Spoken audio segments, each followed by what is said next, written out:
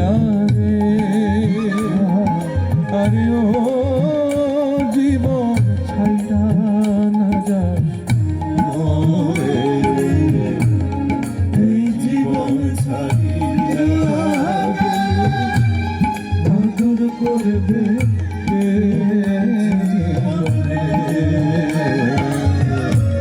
তুই জীবন ছাড়িয়া গেলে আদর করবে কে জীবনে।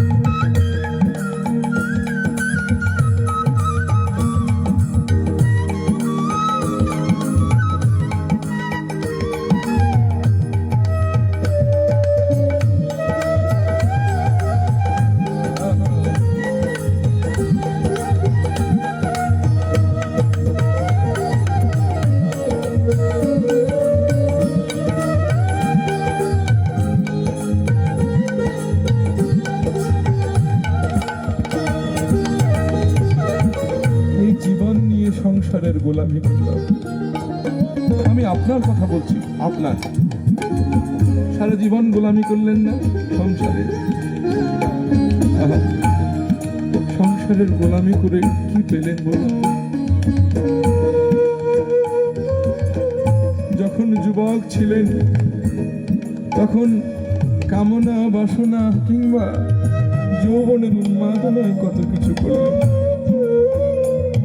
যখন বার্ধক্য এলো তখন পরিবারের কর্তা হয়ে গেল আপনার ছেলে।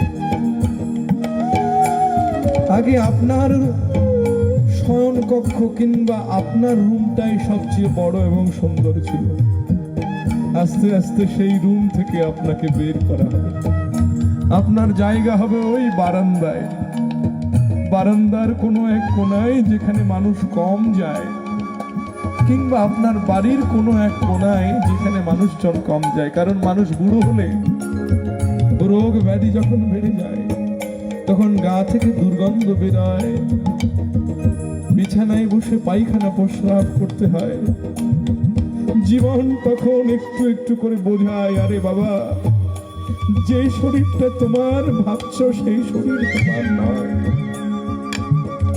যদি তোমার হতো তাহলে এই শরীর সারা জীবন সুন্দর থাকতো, কিন্তু এই শরীর চামড়া কুচকে তোমাকে স্মরণ করিয়ে দিচ্ছে এই শরীর তোমার নয়, এই শরীর ছাড়তে হবে। সারা জীবন যাদের জন্য করেছো তারাই তোমাকে এক ঘরে করে রাখবে। ঘরের মধ্যে অতিথি আসবে, সবাই সবার সঙ্গে কৌশল বিনিময় করবে, কিন্তু আপনার সঙ্গে মানুষ কম কথা বলতে চায়, কারণ আপনি বুড়ো হয়ে গেছে। এখন আপনার কথার তেমন গুরুত্ব মানুষ দেবে না। মানুষের আড্ডায় কত কথা উঠবে, আপনি কান পেতে থাকবেন একটু আপনার গুরুত্বের জন্য, কিন্তু কেউ গুরুত্ব দেয় না। মা হলে বুড়ো বয়সে ওই ঘরের কোনায়, বাবা হলেও একই ব্যাপার। তাই জীবনের শেষ মুহূর্তে আপনি কি পেয়েছেন?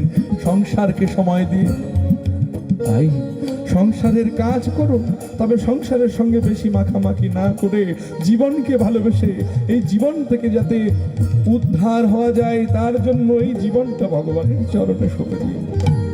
বলো জয় জয় শ্রী রাধা কৃষ্ণ প্রেমানন্দে, আনন্দে হরি হরি বল। দুহাত তুলে আমার এই জীবনের সর্বস্ব ভগবানের চরণে অর্পণ করুন। এই অর্পণেই আপনার জীবনের সবচেয়ে বড় কাজ হবে।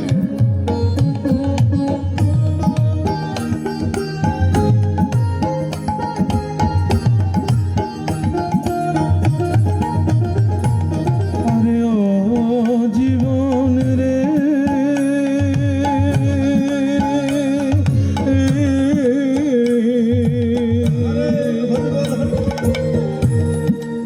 কাঁচা বাসে হাঁটু পালঙ্ক শুকনো বেতে পাঠিয়ে চারজনে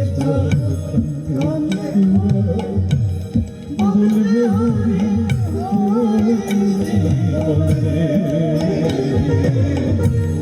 চারজনে চার কাঁদে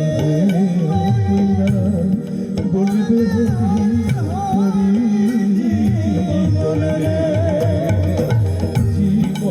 জীবন জীবন বইলা আরে ও জীবন ছাইরা না যা